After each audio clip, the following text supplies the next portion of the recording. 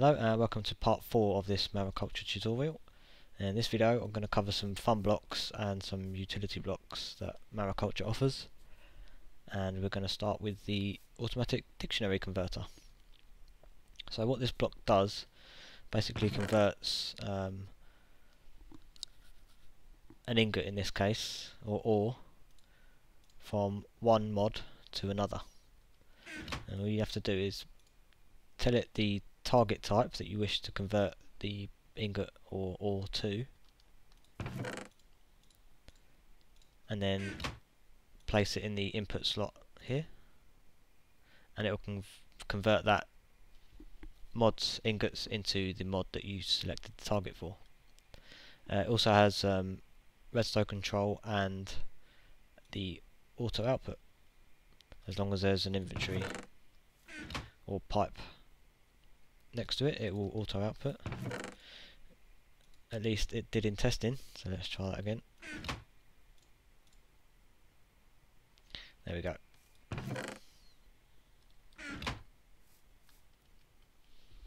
The next block we're going to talk about is the Sawmill, which is an awesome block, really cool.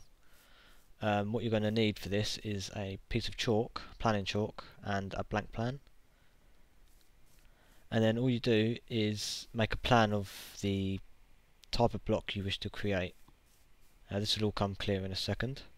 So let's do a stair block. So we right click with the chalk and it will give us a stair plan. And let's also do a floor plan. So if you right click some carpet, it will give you a floor plan.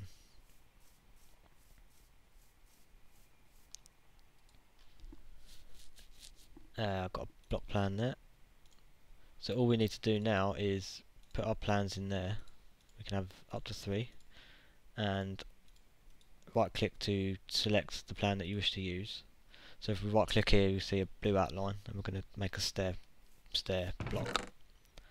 So the cool thing about this is you can have multiple textures on one block, and I suggest experiment because it's pretty nifty. So these middle blocks correspond to the north face, east, south and west, and then top and bottom. So if we go blue plank, spruce, and then green. And then once that's been mapped out, it will go ahead and create your blocks. Again, this is redstone control and has upgrades slots.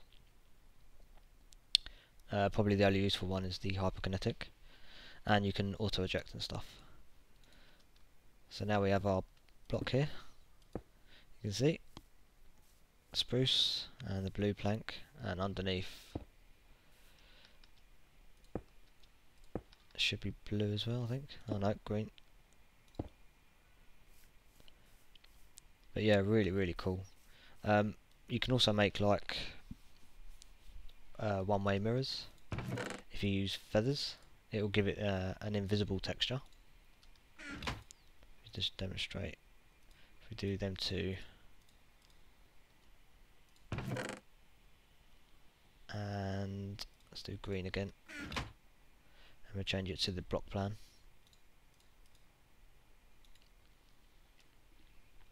So the feather will give it the invisibility texture, or invisible texture, like that. Now we can see through it from certain angles. Really cool. So once you have your custom blocks, if you craft yourself a paintbrush, and then if you shift right click on a texture that you wish to use, so if we use this clay texture, and then right click on the face of the block, it has to be one of the custom blocks that you've already made. It will change that texture to match what you copied. Really handy. And if you want to make a side invisible, simply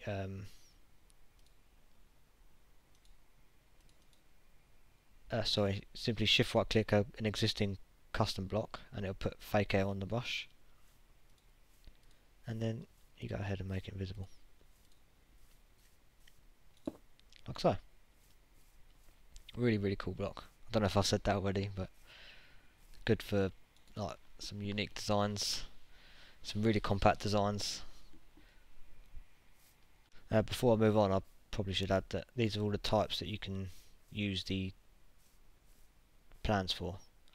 So here we had the floor plan, a wall plan with the cobblestone walls, or any type of wall, a light block or a light plan, fence gate, you have to shift right click this one, a fence, standard block, some stairs and some slabs. Really cool. Over here we have an item called the water geyser. This will, once given water, eject a stream of water which will push entities a certain distance. So with normal water it will push entities up to 8 blocks once it's been given enough, like that. And if you feed it pressurised water,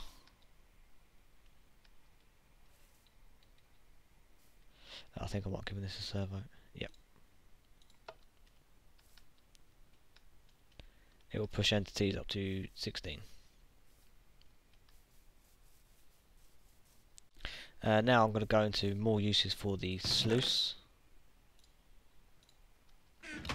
This, as well as creating pressurised water with the water towers that I showed you in video number 3, it will draw water from an adjacent tank as long as the small texture is connected to the tank, and it will output it like so. So you can fill an area. Currently it doesn't seem to work properly. I'll give it a block update.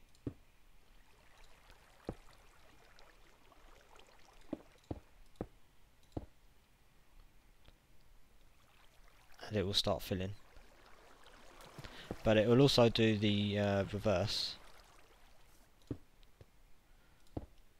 and fill your tanks with water. Just let me get some blocks. We'll just use that from there. So actually, if we're creating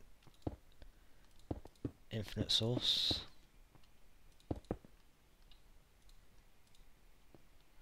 it will take water and start filling your tanks.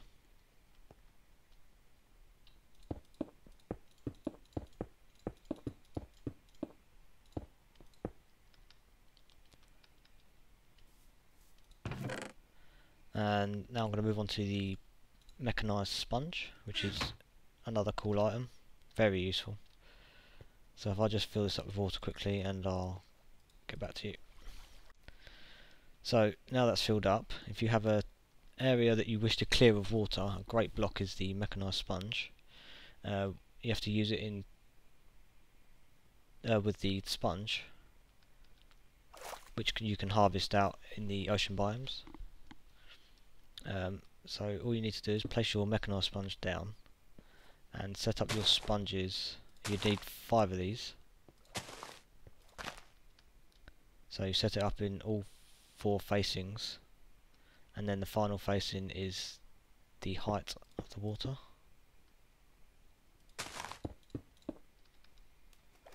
Like that. And then if you shift click with an empty hand,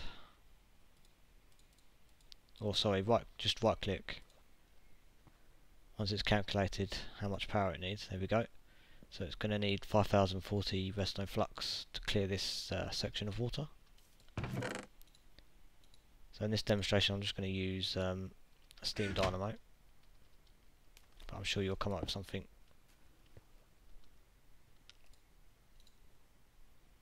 a lot more efficient. We'll just give it power, and eventually that water should disappear and it will consume the sponge.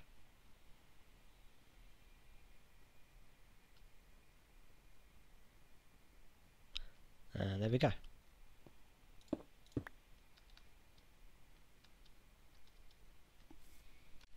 Again, you'll find more information on these blocks in one of the books. And that's it for this video. If there's any useful information, please leave a like. And again, if there's any mistakes or I've got something wrong, let me know. And I'll thank you for watching, and I'll see you again soon.